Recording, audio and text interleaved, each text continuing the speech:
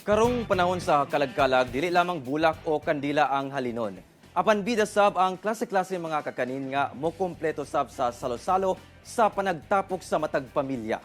Atong sayron sa report ni Chris sa Dapitan. Sa matag pag-obserba sa kalagkalag, panahon sab kini aron magtapok ang magbanay. Busa dili mawala ang pagsalo-salo kung asa naandan na ang pagkaon ug kakanin.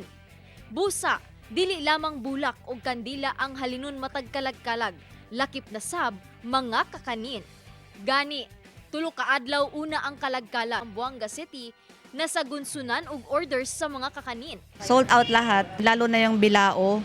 Siguro kahapon mga 40 plus na bilao po kami. Oo, tapos delivery na po yun sa mga at sementeryo. Ug ang good news, matud pa ni Jonah, wala sila nagsaka og presyo sa kakanin.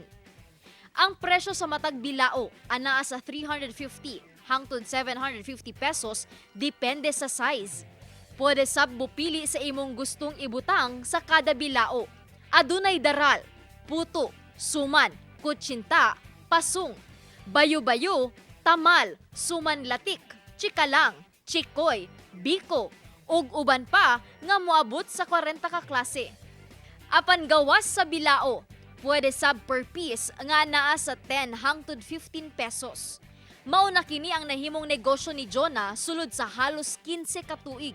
Sumala pa niya nga nagsugod lang sila sa paghimo og Muslim delicacies.